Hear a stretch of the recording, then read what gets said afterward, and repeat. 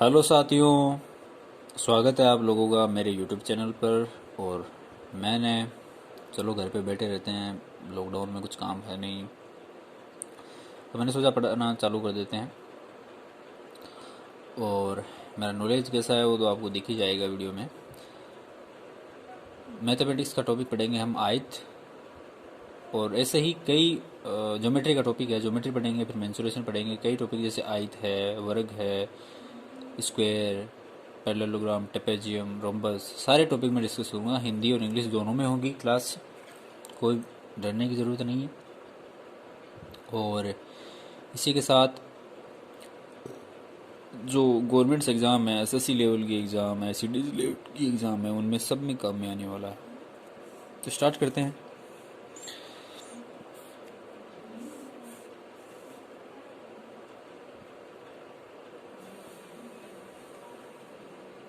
और साथ ही 90 90 90 90 साथ ही मेरे इस चैनल को सब्सक्राइब करो, शेयर करो और ज़्यादा से ज़्यादा लाइक करो, ताकि जो पढ़ना चाहे उसको मैं फ्री में ये वीडियो प्रोवाइड करवा सकूँ। ए बी सी और डी ये पॉइंट्स है। जैसा कि आपको सबको पता है, पेरीमीटर या परिमाप जो होता है 2l प्लस बी, लंबाई ये लेंथ, और ये है ब्रेड्थ, लंबाई गुना चौड़ाई होता है। इसका क्षेत्रफल आयत का वो होता है लंबाई गुना चौड़ाई। ये कैसे आया? एल बी फिर एल फिर बी, तो 2l और 2b, तो इसको क्वेश्चन में लिख दिया एल बी फिर एल और बी। ये एल बी पेरीमीटर क्या होता है? ये चारों भुजाओं का योग ही तो होता है। एल बी दो दो है, तो इसलिए दो क्वेश्चन के बाहर निकाल दिया। कोई प्रॉब्लम है ही नहीं, ये आपको सबको आती है। दो चार टॉपिक शुरू के ऐसे होंगे तो आपको सब लोगों को आएंगे, लेकिन फिर भी मैं बताऊंगा, क्योंकि मुझे सारा जीरो से लेकर एंड तक जाना है। ठीक है, तो पहला पॉइंट हमारा ये है, सब जानते हो। दूसरा पॉइंट ये है, किसके जो एंगल ए बी सी और D, angle A B C D चारों बराबर होते हैं और 90 डिग्री के होते हैं।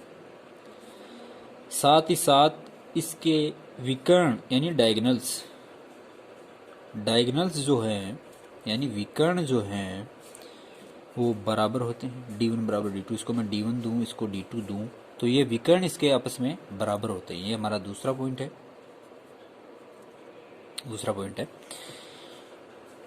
लेकिन साथ में d1 और d2 को ध्यान में रखना है, ये आपस में परपेंडिकुलर नहीं होते, लंबवत नहीं होते आपस में। इस पॉइंट को ध्यान से देखना है। d1 d2 बराबर तो होते हैं, लेकिन वो आपस में लमसम द्विभाजित नहीं होते। तीसरा पॉइंट हमारा ये है कि ये विकर्ण आपस में समद्विभाजित तो नहीं होते, लेकिन अपने आप को बाइसेक्ट करते हैं, मतलब समद्विभाजित होते हैं आपस में। 1 2 3 4 विकर्ण आपस में समद्विभाजित होते हैं।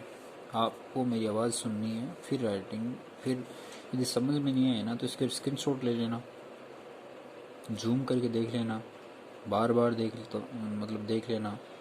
समझ में आए तब की बात है, और समझ में नहीं आए तो कमेंट बॉक्स में ज़रूर बताना, ताकि मैं ज़्यादा से ज़्यादा वीडियो को सुधार सकूं, मैं इम्प्रूवमेंट आ सके। तो समझ में आया कि ये डायगोनल्स, हिंदी इंग्लिश में क्या लिखेंगे? डायगोनल्स बाइसेक्ट ईच अदर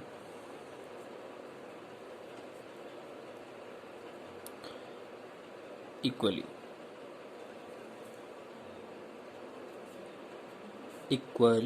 ठीक है। चौथा जो हमारा पॉइंट है वो ये है कि ये एंगल बाइसेक्टर नहीं होते।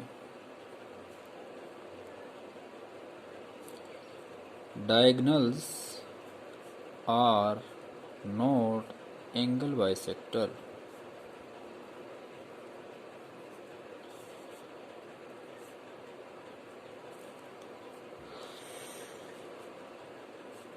ये इसके बराबर नहीं होगा, ये इसके बराबर नहीं होगा, ऐसा कभी होता ही नहीं है। आगे 5 नंबर पॉइंट पर हम चलते हैं।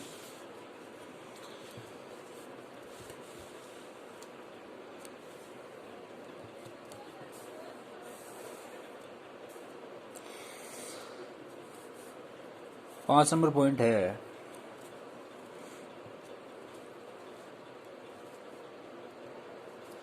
कि एक डायगोनल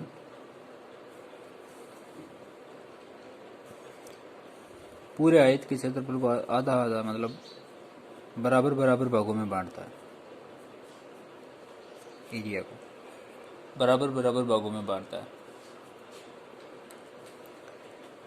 और छठवां पॉइंट इसी से निकल आता है कि ये जो आपस में इक्वली बाइसेक्ट करते हैं ना विकर्ण या डायगोनल्स, ये इसके बराबर है, तो ये मीडियन का काम करेगा। ये टोटल यदि हाफ है, टोटल यदि हाफ है तो ये 1/4 होगा, क्योंकि ये हाफ का भी हाफ होगा, ये भी हाफ का भी हाफ होगा, ये भी हाफ का भी हाफ होगा, तो ये भी हाफ का भी हाफ होगा। मतलब हमें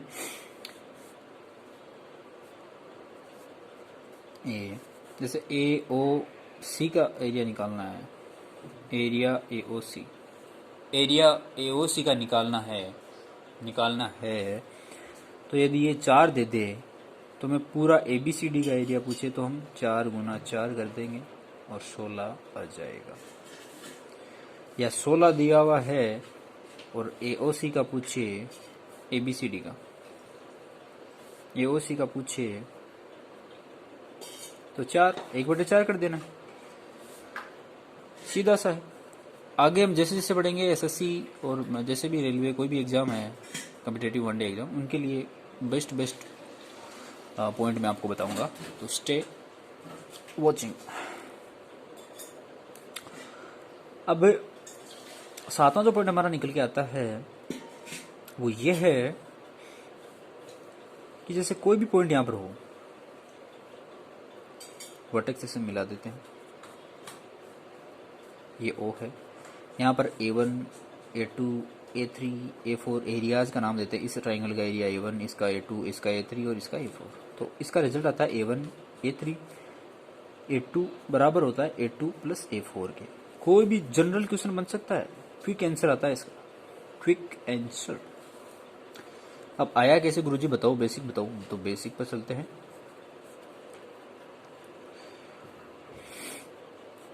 ये इसको ध्यान रखना, A1, A3, A2, A4। Basic पर चलते हैं। आया कैसे, हम बेसिक से ही पढ़ेंगे, ऐसा रट्टा रट्टा कभी याद नहीं रहता। हमें बेसिक आता है, हम उसको याद कर सकते हैं। ये मान लेते हैं H1 है, ये मान लेते हैं H2 है, ये टोटल L है और ये B है। तो आप बताओ ये इसका एरिया क्या होगा, 1/2 B गुणा H2।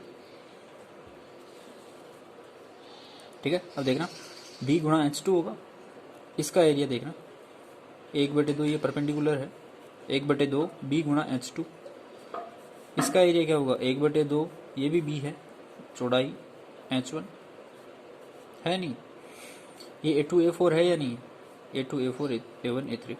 तो A2 प्लस A4 इसको जोड़ो, 1/2 B प्लस H1, 1/2 B गुणा H2। कॉमन क्या आ रहा है, 1/2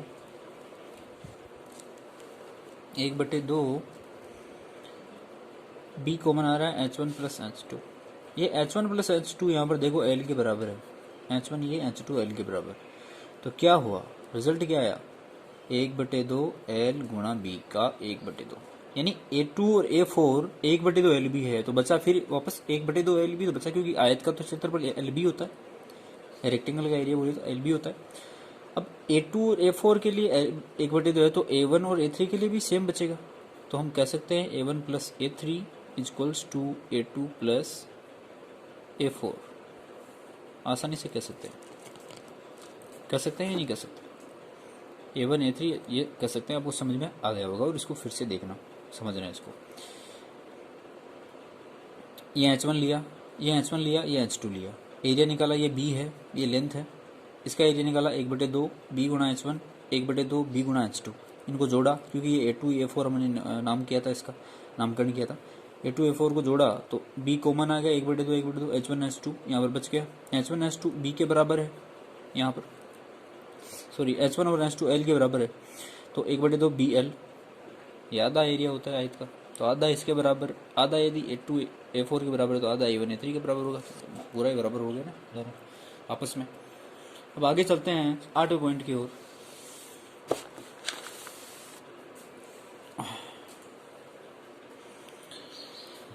आठवां पॉइंट सेम इसी से रिलेटेड एक पॉइंट यहाँ पर दे रखा है, मैच कर दो, मैं यहाँ पर ढंग से मैच करता हूँ। ABCDO,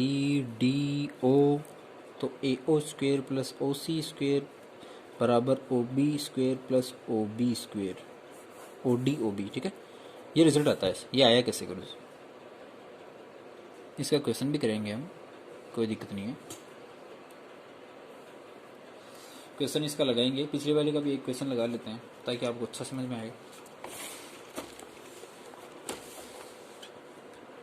इसका क्वेश्चन क्या लगाएं, इसका क्वेश्चन यहाँ पर लगा लेते हैं कि जैसे ये पॉइंट था, यहाँ से पॉइंट था, ये मिला लो ABCD, ये 2 दे दे, ये 3 दे दे, ये 4 दे दे, ये पूछ ले आपको, तो ये इनका जोड़ो 2 + 4 3 प्लस जो पूछा है इसको x मान लेते हैं, 6 में से 3 गया, 3 x आ गया, 6 6 दोनों बराबर। मैं फिर से समझाता हूँ इसको, एक बार फिर से समझाता हूँ। ये देखो, ये है, इसको फिर से यहाँ पे देखते हैं। उसका क्वेश्चन तो हम करेंगे ही, चाहे कुछ भी हो। जैसे एरिया वाला क्वेश्चन करना था हमें, जैसे ये पॉइंट है, ये पॉइंट O है, C D A B कुछ भी दे दो, कैसे भी, ये 2 ये 3 ये 4, इसका पूछ ले, ज्ञात करो। कैसे करें, हमें तो वो भी पता है, नामकरण कर दो, A1 A2 A3 A4, A1 plus A3 A2 plus A4 कर दिया। A1 कितना है ज्ञात करना है, A3 कितना है 4 है, A2 कितना है 2 है, A4 कितना है 3 है। 5 में से 1 गया, 4 गया, सॉरी 5 में से 4 गया तो 1 बचा, मतलब A1 है 1 आ गया, 5 ये भी 5, देख लो 2 और 3 5 और बराबर आ गए। बस यही है, मैं ऐसा ही क्वेश्चन आता है छोटा सा, उसका आंसर देना होता है और हम फंस जाते हैं। ये कैसे सिद्ध करे यार, इसको सिद्ध करना है।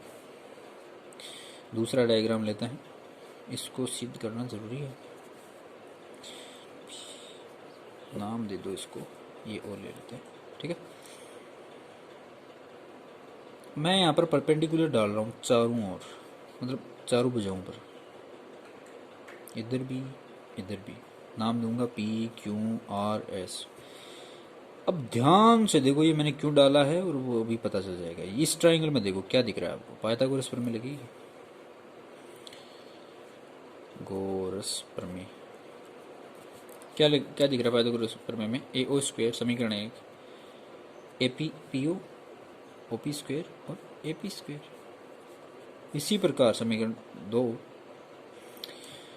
इसमें देखो OB² बराबर BR² प्लस OR²। समीकरण 3 हम देखते हैं, OC वाला, कोई सा भी ट्रायंगल ले लो, कोई दिक्कत नहीं है, कटेगा आपस में। CO² SC² SO², समीकरण 3। अब DO ले लो, ये ले लो, कोई भी ले लो, DO² DP और PO², समीकरण नंबर 4। अब इनको आपस में 1 और 3 2 और 4 को जोड़ना है, क्योंकि हमें A और OC चाहिए और OD और OC। 1 + 3 2 + 4 को बराबर रखो जोड़ कर, जोड़ कर बराबर कहाँ रखते हैं, इधर रखते हैं, देखो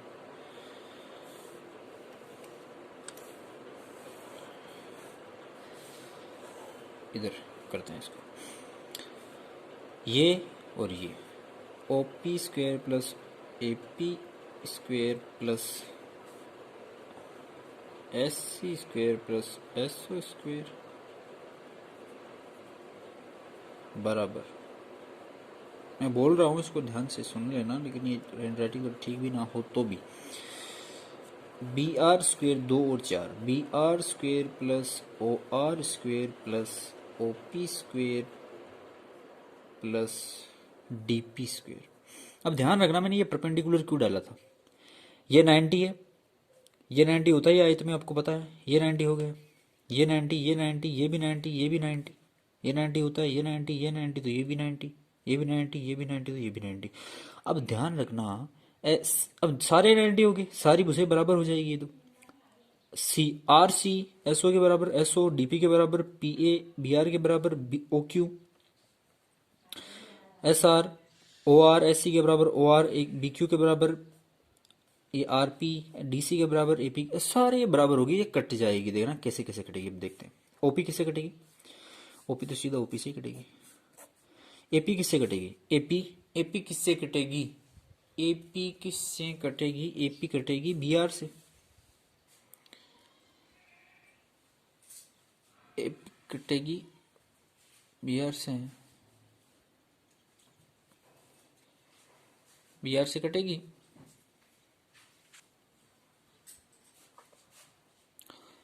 बी आर से कटेगी, तो देखते हैं कहाँ गया, एपी बी आर से कट गई, एपी बी आर के बराबर है, एस सी किसके बराबर है, एस सी ओ आर के बराबर है या बी क्यू के बराबर है, एस सी ओ आर के बराबर काट गया। अब एस ओ डी पी के बराबर है और सी आर के बराबर, तो डी पी है तो काट दो, तो सीधा सा A O square plus O C square बराबर O D square plus O B square आ गया। क्वेश्चन कैसे आएगा, इंपॉर्टेंट चीज़ तो यही है, क्वेश्चन ऐसे आएगा, ये पॉइंट दिया हुआ होगा, ऐसे डायग्राम बनाया हुआ होगा, बी ए सी डी ओ 3 2 1 कुछ भी ये बता दो भैया, तो A O square plus O C square बराबर O B square plus O D square. A O कितना दिया हुआ है 3 का स्क्वायर 9, ओ सी कितना दिया हुआ है 2 4, ओ बी कितना दिया हुआ है कुछ नहीं दिया हुआ, ज्ञात करना है इसको, और ओ डी कितना दिया हुआ है 1, कितना हो गया 13, 13 में से 1 12 और ओ बी √12 यानी 2√3 ओ बी का मान आ गया। 13 - 1 करना, मतलब मैं दिखा रहा हूँ आपको, ऐसे 12 13 13 - 1 12 12 फिर 2√3 आ गया, ठीक है, ओ बी का मान आ गया। इस प्रकार रिजल्ट हमारा पूरा साबित हो गया, ठीक है, ये बात हमें समझ में आ गई है गुरुजी। अब दूसरे कुछ और टॉपिक जो है वो बचे हुए हैं, वो हम और देखेंगे, कुछ और पॉइंट बचे हुए हैं वो भी हम देखेंगे, लेकिन वो देखेंगे, वो भी देख रहे हैं, देखेंगे या देखेंगे इसमें कोई शक नहीं है। आगे चलते हैं, 8 पॉइंट डिस्कस हो चुके हैं, 8 पॉइंट डिस्कस हो चुके हैं हमारे। 9वां पॉइंट छोटा सा है,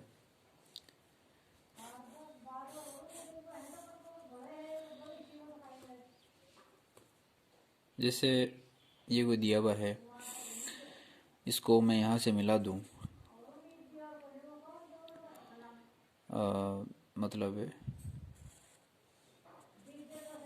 इनको यहाँ से मिला दिया जाए तो मिड पॉइंट्स है, ये P Q R S mid points है, तो ये आपको पता होगा ये क्या बनेगा, ये D1 है तो ये D1/2, ये भी D1/2, ये D2 है तो ये D2/2 और ये भी D2/2। मतलब आयत के मिड पॉइंट्स को मिलाने से क्या बनेगा, समचतुर्भुज बनेगा, रोम्बस बनेगा।